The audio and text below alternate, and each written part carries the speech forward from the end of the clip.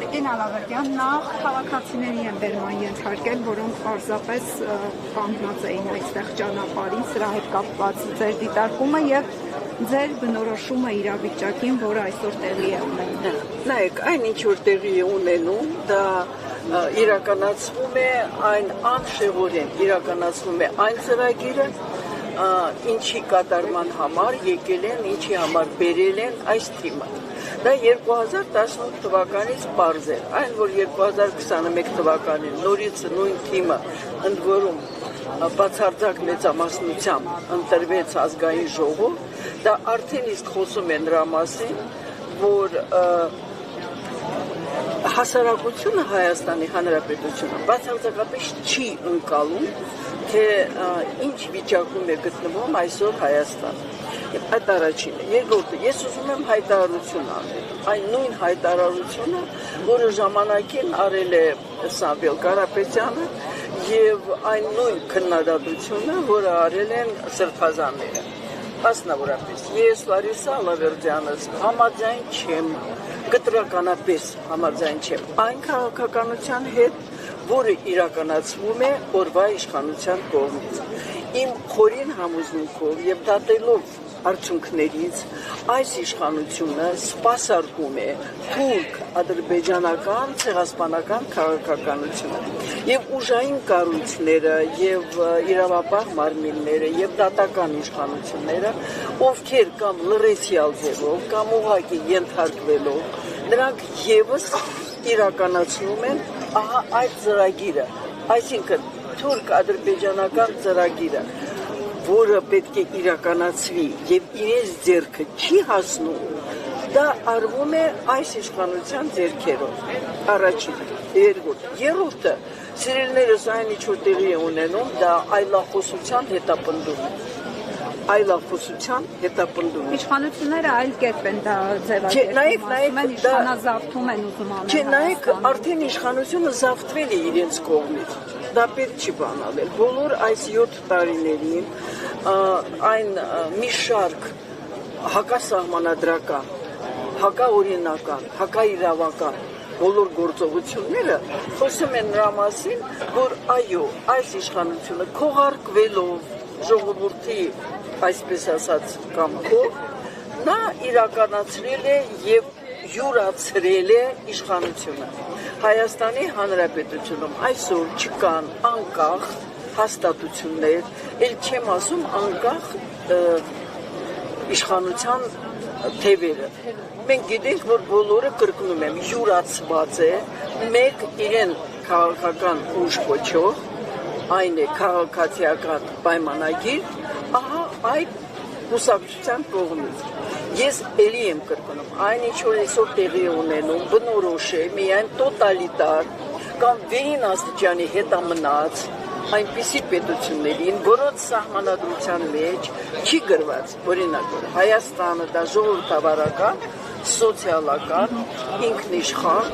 իրավական պետություն է։ Այն ինչ որ տեղի է ունենում, դա հակաիրավական է, մասնավորապես, որ չլինեմ այսպես մերկապահից, Եվրոպական կոչված կոնվենցիայի 5-րդ ու 6-րդ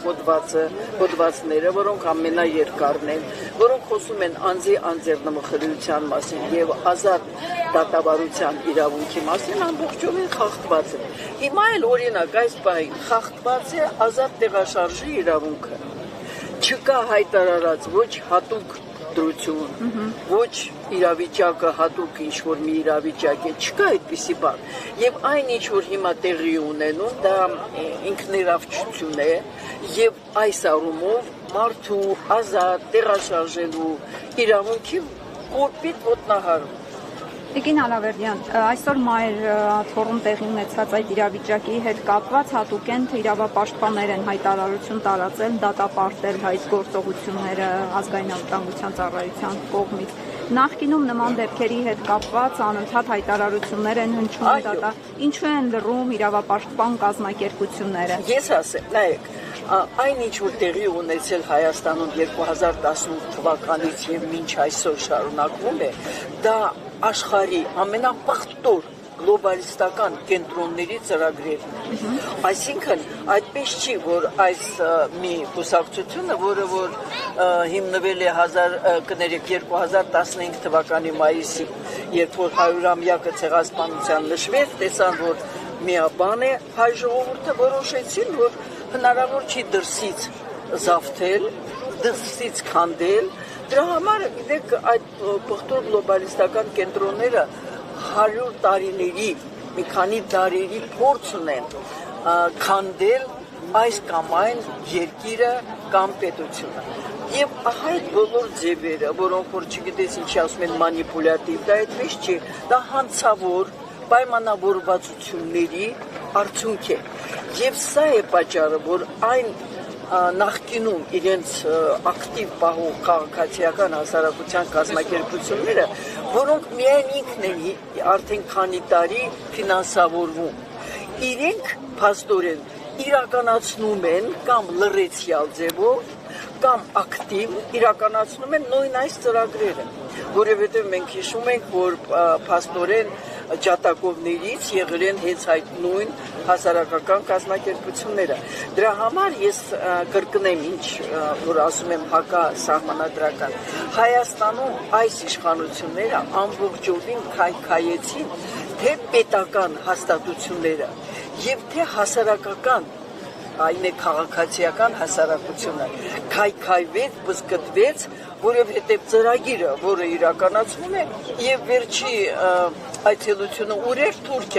Թուրքիայում ստանալով ամբողջովին, այսպես ասած, կարտ բլանշ, եկել են ահա եւ իրականացնում են դա, բայց ես հիշեցնեմ, որ եկեղեցին առաջի թիրախն է եղել 2018 թվականի հունիսին, հենց մի ամիս չանցած, հենց հարձակում է տեղի ունեցել էլի Սուրբաթուր Էջմիածնի վրա։ Եվ ես պետք է դες հիշեցնեմ, որ մի խումբ խուժաններ, կանայք եւ տղամարդիկ մտել են այդ շենքը, այդտեղ իրենց պահել են փողոցայինի նման, շպրտելով իրար ինչ-որ հաց, միս